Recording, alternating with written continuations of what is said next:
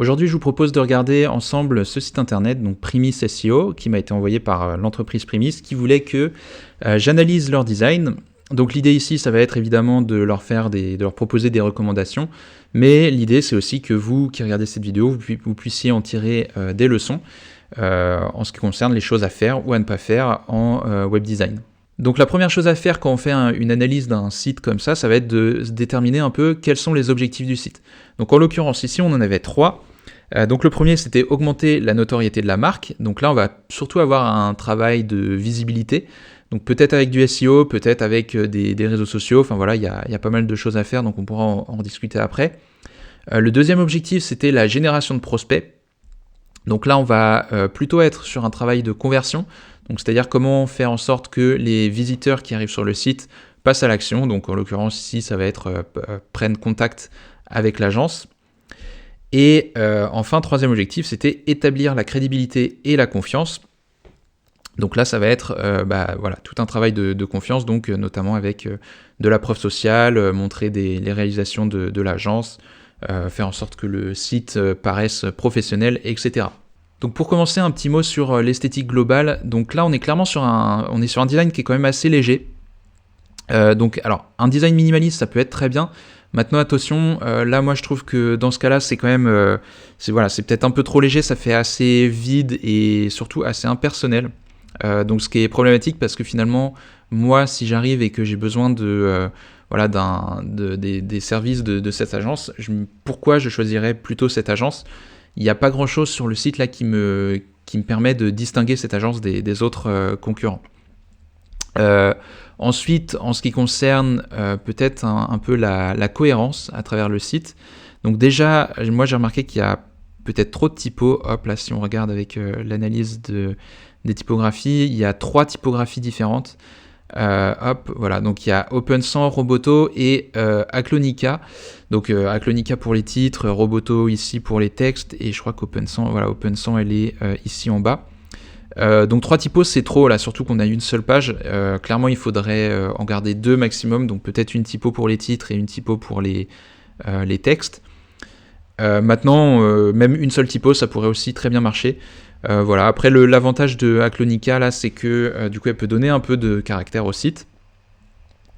On reviendra peut-être un peu plus tard sur les typos, mais moi en tout cas j'en garderai vraiment qu'une ou 2 max, et donc j'en supprimerai une des 3. Ensuite au niveau des couleurs, donc là on est plutôt sur des couleurs cohérentes avec le logo, donc ça me va. Après là on est sur des couleurs qui sont assez froides, donc on est sur du bleu avec un fond blanc, donc pourquoi pas, il n'y a pas de problème avec ça. Maintenant je pense que pour éviter justement la sensation d'un site qui est froid et impersonnel, je pense que c'est important de contrebalancer avec l'utilisation des couleurs un peu différentes.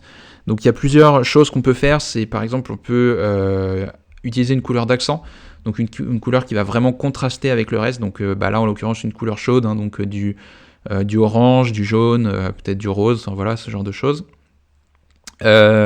Ensuite on va pouvoir par exemple utiliser des images, donc des images colorées. Donc là il y en a quelques-unes. Peut-être ça serait utiliser un peu plus d'images et des images un peu moins. Là ça fait vraiment très image de stock. Alors je sais pas si c'est le cas, mais voilà, peut-être essayer de trouver des images un peu plus chaleureuses, un peu plus personnelles.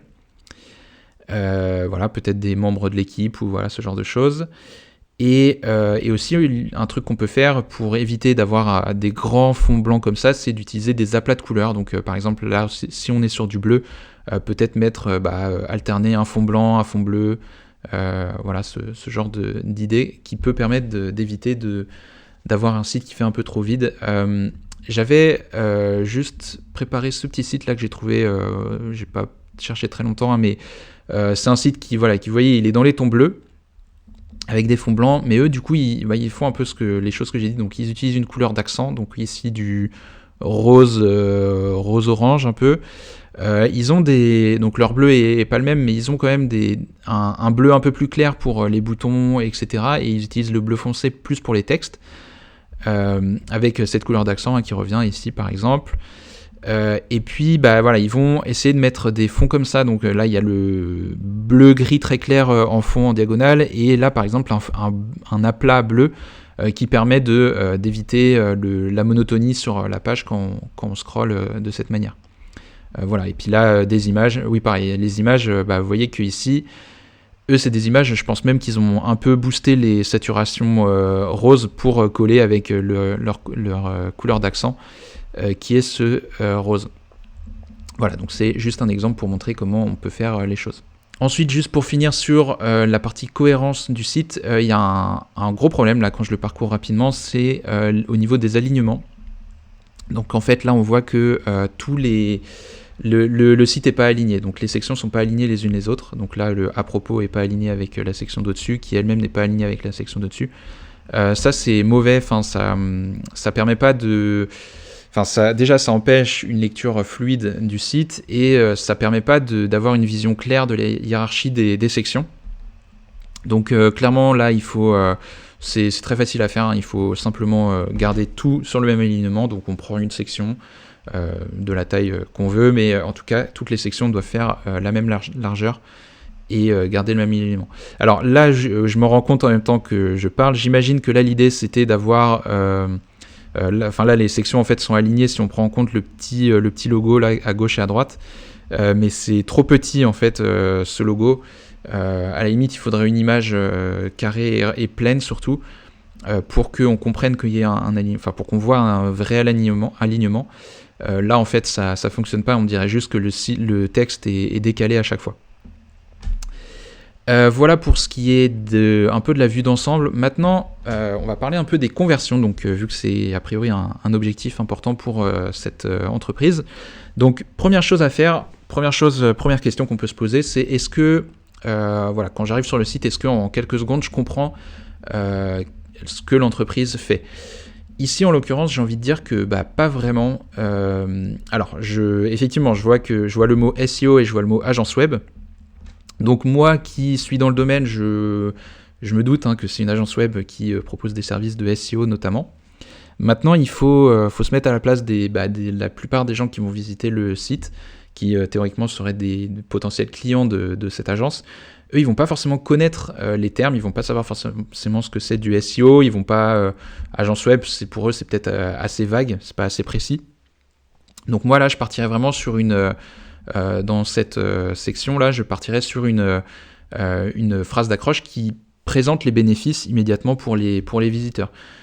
Donc typiquement ça va être on rend votre site plus visible sur Google grâce au SEO, aux techniques de SEO, quelque chose dans ce genre-là. Voilà, donc ça c'est pour la première chose. Ensuite, pour ce qui est des appels à l'action, des boutons d'appel à l'action, donc là il y a deux choses. Donc il y a le en savoir plus ici, qui pour moi est pas forcément très clair. Donc généralement en savoir plus, on va éviter. En fait, vaut mieux essayer d'avoir un texte de bouton qui soit ultra précis et qui décrive vraiment l'action qu'on va faire. Donc ici en l'occurrence, c'est découvrir les packs, les offres de l'agence. Donc là, ça pourrait être par exemple découvrir nos offres à la place d'en savoir plus. Et deuxième appel à l'action, donc qui est le devis. Alors je suppose que c'est un appel à l'action, en l'occurrence là c'est pas vraiment un appel à l'action. Justement moi je pense qu'il faudrait le transformer, il faudrait changer le texte, au lieu de mettre devis déjà, plutôt ça serait quelque chose comme obtenir un devis. Mais peut-être qu'obtenir un devis c'est un peu trop frontal comme approche, donc on va peut-être essayer de quelque chose un peu plus... un peu moins rentre dedans on va dire, comme terme. Donc on va peut-être dire prendre contact, parce que quelqu'un qui arrive sur le site internet, il va pas forcément avoir d'un claquement de doigts, il va pas forcément se dire c'est bon, j'achète. Peut-être que d'abord il va vouloir prendre contact, etc. Donc là au lieu de devis je mettrais prendre contact par exemple. Et surtout, je rendrais ce bouton plus visible, donc je le différencierais du reste du menu. Je mettrais un fond coloré, donc comme ici, par exemple, comme ce bouton-là, en savoir plus. Et je mettrais un fond coloré et voilà, ça serait déjà un premier pas pour le rendre plus visible et plus accessible. Voilà, il y a un dernier truc en ce qui concerne les conversions. Là, il n'y en a pas du tout sur le site. Je pense que c'est hyper important d'avoir de la preuve sociale. Donc ça peut être plein de trucs. La preuve sociale, ça peut être des avis Google.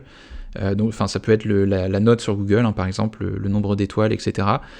Ça peut être des avis clients. Donc souvent, voilà, on a un petit carrousel avec des avis clients, par exemple.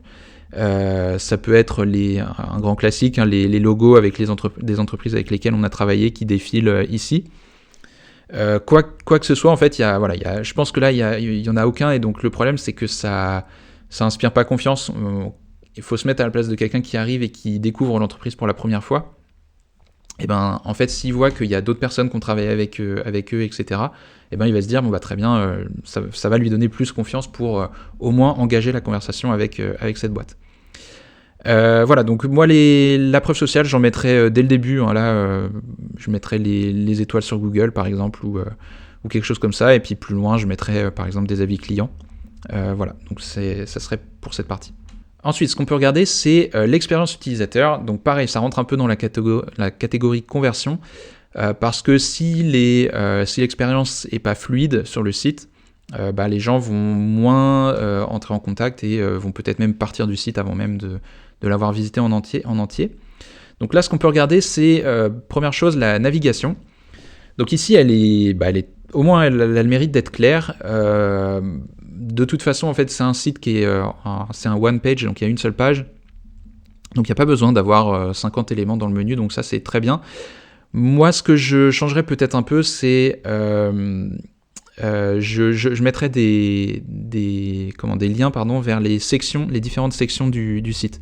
Donc par exemple, je mettrais accueil, nos offres, et puis après à propos, et puis peut-être que je rajouterai des sections sur le site, je sais pas, une section FAQ, une section pricing, etc. Je mettrai au moins les sections pour qu'on puisse naviguer rapidement. Voilà, j'en mettrai. Après, je resterai assez sobre dans le menu, enfin assez minimaliste. 4 voire 5 éléments, pas plus en tout cas. Voilà, après en ce qui concerne l'accessibilité, là je fais pas une analyse très approfondie, mais rapidement en un coup d'œil, les textes sont assez contrastés, donc ça il n'y a pas de problème. Il y a peut-être juste un souci là au niveau de cette dernière section où les textes sont un peu petits, donc voilà, peut-être augmenter la taille ici, mais sinon globalement je pense que c'est bon. Et au niveau des temps de chargement, là j'ai fait une petite analyse en amont pour voir un peu ce que ça donne, et donc on est pas mal. Alors je le redis, je le dis à chaque fois, mais les analyses PageSpeed Insight, donc qui est de Google, c'est bien, ça donne une indication. Après c'est pas le Graal non plus, faut pas se fier que à ça. Mais en tout cas, ça donne une petite indication au niveau des performances. Donc là, on est à 79 sur mobile, on est à 98 sur desktop. Voilà, à mon avis, c'est très correct, c'est largement suffisant. En tout cas, c'est pas ça que j'améliorerais en priorité. Ok, donc maintenant, je vous propose de parler un peu plus de l'apparence du site. Et donc, on va commencer par la mise en page. Et là, je voulais parler un petit peu des espacements parce qu'il y a clairement un petit souci, à mon avis. En fait, donc là on a un espacement qui est très correct sur la première section, hein, donc de l'espace au-dessus, en dessous, etc. Voilà, ça respire, il n'y a pas de problème. Et puis ensuite, là, ça c'est un peu plus resserré, c'est pas dramatique, mais c'est surtout après là que, voilà, quand on descend entre les sections, voilà, les sections elles se suivent un peu comme ça. Il y a pas beaucoup de texte et il n'y a pas beaucoup d'espace. Alors c'est assez inégal en fait parce que là, autant entre les paragraphes, il y a des petits espaces qui sont pas mal, mais c'est plus entre les sections, c'est assez incohérent. Donc je pense que première chose à faire, il faudrait rendre les espacements cohérents, donc un espace équivalent entre chaque section. Et là, il ne faut pas hésiter à prendre de la place. On est sur un site internet, donc on n'est pas limité par l'espace. Donc pas hésiter à faire respirer l'ensemble. Et en fait, pourquoi je parle des espacements ? En fait, c'est un truc qui est hyper important. Ça évite que le visiteur se sente surchargé. C'est ce qu'on appelle la surcharge cognitive. En fait, quand il voit plein de textes comme ça, il va pas forcément savoir par quel bout prendre le site, ça va lui faire trop d'informations d'un coup, et ça peut le conduire à carrément repartir du site. Ensuite, niveau de l'alignement des éléments, donc ça j'en ai déjà parlé, je vais pas trop revenir dessus, mais voilà, faudrait garder un alignement identique sur chaque section. Et troisième chose, c'est au niveau de la hiérarchie visuelle. Donc la hiérarchie visuelle, il y a plusieurs choses à regarder, donc déjà les titres et les sous-titres.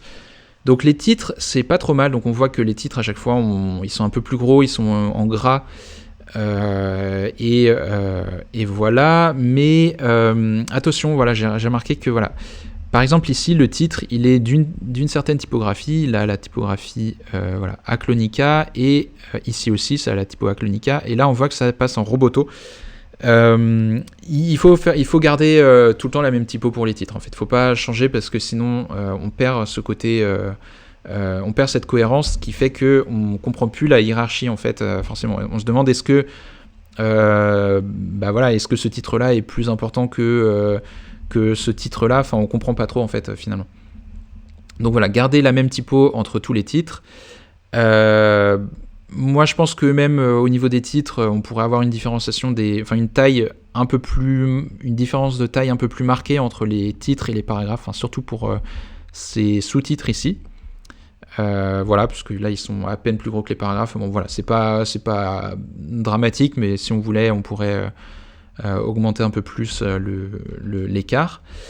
Et voilà, et donc la hiérarchie, en fait, finalement, c'est hyper important parce que c'est ce qui va permettre quand un visiteur arrive sur la page, qui va lui permettre de scanner la page rapidement sans avoir besoin de lire tout le contenu. Et donc c'est important comme ça, parce qu'il va pouvoir retrouver les sections qui l'intéressent. Il faut vous dire que les gens, ils vont pas lire, c'est très rare que les gens lisent l'ensemble de votre site. Généralement, ils vont arriver, ils vont scanner rapidement, et puis si ça les intéresse pas, ils s'en vont. Si ça les intéresse, ils vont lire une section, mais voilà. Ensuite, en ce qui concerne la lisibilité, donc là, on n'est pas trop mal. Donc comme j'en ai parlé juste avant, au niveau des couleurs, le contraste est bon. Faire attention en bas, là, la taille est, je pense, trop petite, hein, il faut garder la même taille que les paragraphes ici, tout simplement. Et autre chose auquel on pourrait peut-être faire attention, enfin on pourrait améliorer un petit peu, même si encore une fois c'est pas dramatique, mais je pense qu'ici les tailles des lignes sont peut-être un petit peu trop grandes. En fait, quand les lignes sont trop larges, ça nuit à la lisibilité. Vous savez, par exemple, quand vous lisez un livre, généralement les tailles de lignes sont très resserrées pour qu'on puisse lire de manière fluide en scannant comme ça un peu la page. Donc là, on pourrait réduire un petit peu la largeur, donc c'est pas dramatique parce que le texte est assez gros, mais généralement on va quand même essayer de se limiter, donc on va dire entre 600 et 700 pixels, même si c'est pas du tout une valeur absolue, hein, faut aussi voir à l'œil comment ça rend, mais généralement on va être plutôt dans ces ordres de grandeur pour garder une bonne lisibilité. Ok, alors pour conclure sur ce site internet, pour ce qui est des objectifs de générer des prospects et améliorer la crédibilité et la confiance, donc il y a pas mal de boulot, hein, c'est tous les points que j'ai mentionnés juste avant, mais c'est rien d'insurmontable. Voilà, donc faudra reprendre les points un par un et puis essayer de faire les améliorations. Maintenant, là où ça va être peut-être un peu plus compliqué, ça va être sur le travail de visibilité, donc la notoriété. En tout cas, ça va être... là, on est sur un site one page, donc ça va pas être possible on va pas pouvoir faire du SEO. Surtout sur le domaine du SEO, c'est très très concurrentiel, donc ça va être compliqué. Donc voilà, s'ils veulent partir là-dessus, il faudra vraiment... il y aura du boulot. Mais sinon, peut-être partir plutôt sur une stratégie de réseaux sociaux, de bouche à oreille, voilà, une stratégie un peu différente pour la notoriété. Voilà, en tout cas, j'espère que cette analyse vous a plu, que vous avez appris des choses. Si c'est le cas, n'hésitez pas à mettre un petit like. Voilà, et si vous êtes arrivé jusque-là, mettez-moi en commentaire Audit Web Design, comme ça je reconnaîtrai les vrais de vrais. Maintenant, n'oubliez pas de vous abonner à la chaîne pour pas louper les prochaines vidéos, et moi je vous dis à bientôt.